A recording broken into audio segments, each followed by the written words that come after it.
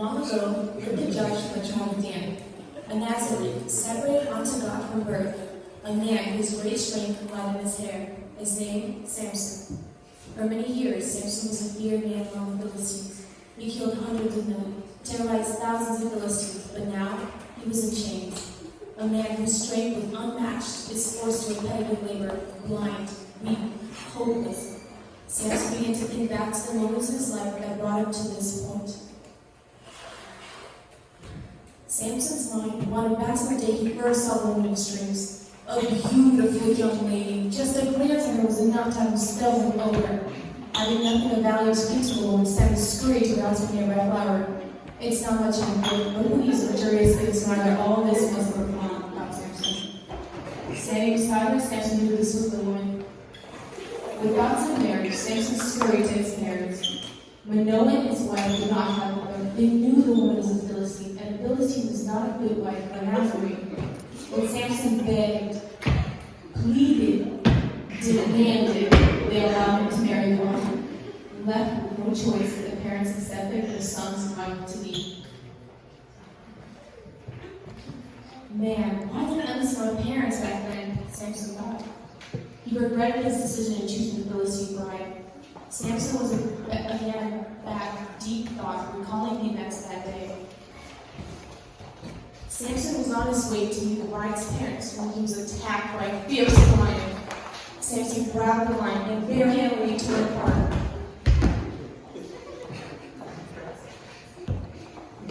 After some time, Samson went to see the carcass of the dead lion, and inside was a swarm of bees.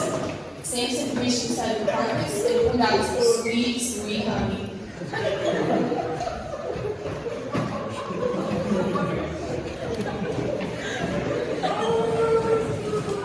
What a man I was back then, thought Samson. Killing a lion with my bare hands, the spirit of the Lord was with me in those days, providing me with strength.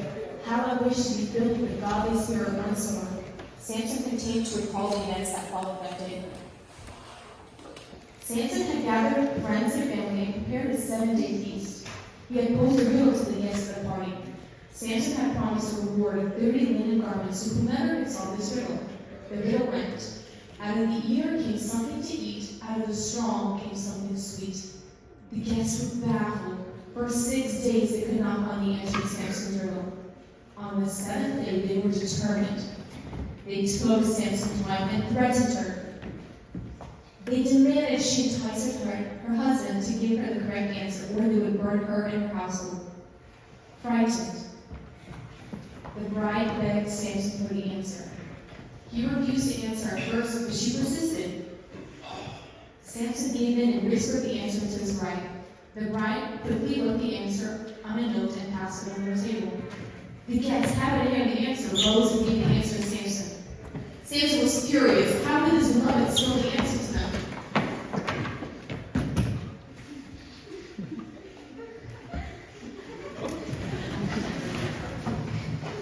Samson recalled how angry he was at his bride. He remembered storming out of the house and returning, only to find out that his bride was married to another man. He remembered being so furious, he decided to take revenge on the Philistines. His revenge went. Samson caught 300 foxes, tied their tails together, and placed lit torches between each pair of foxes. He then sent the foxes towards the Philistine villages. The fire was so great, it burned crops, vineyards, and fields. Samson was once again angry at the Philistines. He was burning with fury, and now, with the desire to avenge himself, he continued recalling events that followed those days. Samson was now greatly hated by the Philistines. 1,000 men had drawn their swords and forced to kill Samson. Samson had no weapons with him. All he could find in the area was a fresh jawbone of a donkey.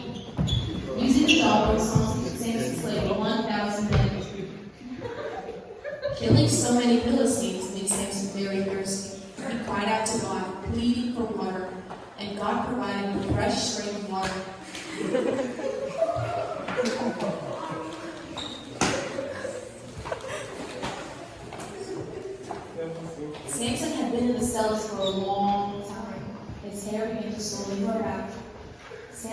began to once again think back to the days when he lived outside these cell walls.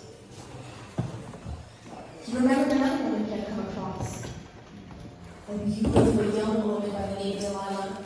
She had blinded him with her beauty, and he knew she was the one for him.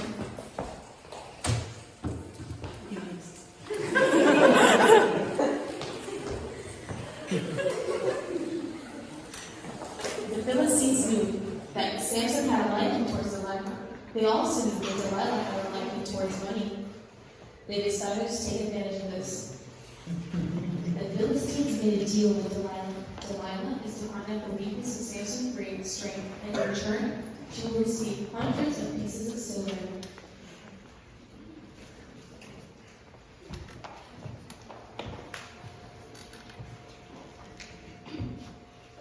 Pleased with the deal, Delilah began to plead to Samson, begging him to reveal the secret behind his great strength. At first, Samson didn't want to tell anything to Delilah, but eventually got annoyed with her nagging. If I am bound with 7 fresh bowstrings, I shall surely lose all my strength and become weak, Samson stated. Delighted to have an answer, Delilah quickly had 7 bowstrings brought to her. As Samson slept, she bound Samson and called out to the Philistines. But as the Philistines were upon Samson, he broke the bound. Delilah was angry. He had mocked her.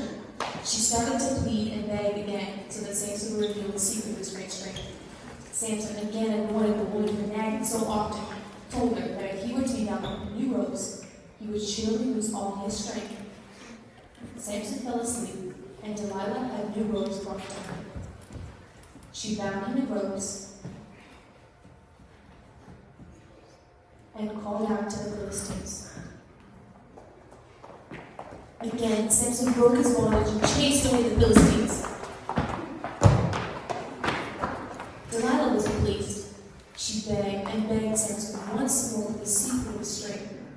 Tired and aggravated the woman for all the whining, Samson finally revealed that if his hair was to be cut, his strength would leave him and he would become weak.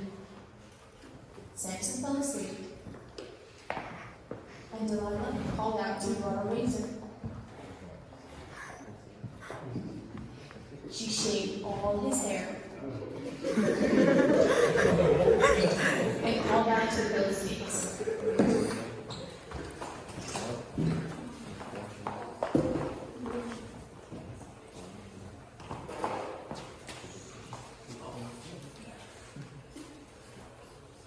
Samson awoke from his sleep but could not find out the Philistines, for his strength had left him. The Philistines bound him up and took him to themselves.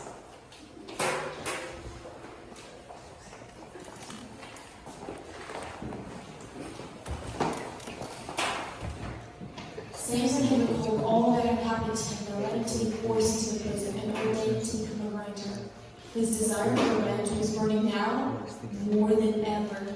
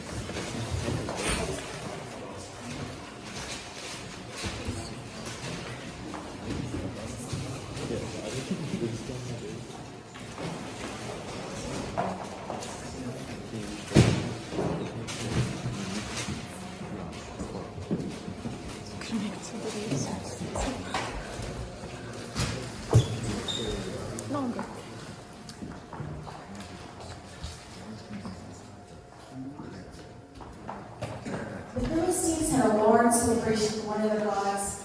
They praised their God and delivered Samson, their enemy, into their hands. Samson was brought out before the people to be mocked. Turning to the soldiers, Samson asked, "Let me feel the pillars which support the temple so I can lean on them." Then Samson called out, "Oh God, I pray just this once. Strengthen me that I may with this one blow take vengeance on the Philistines from our 2 eyes."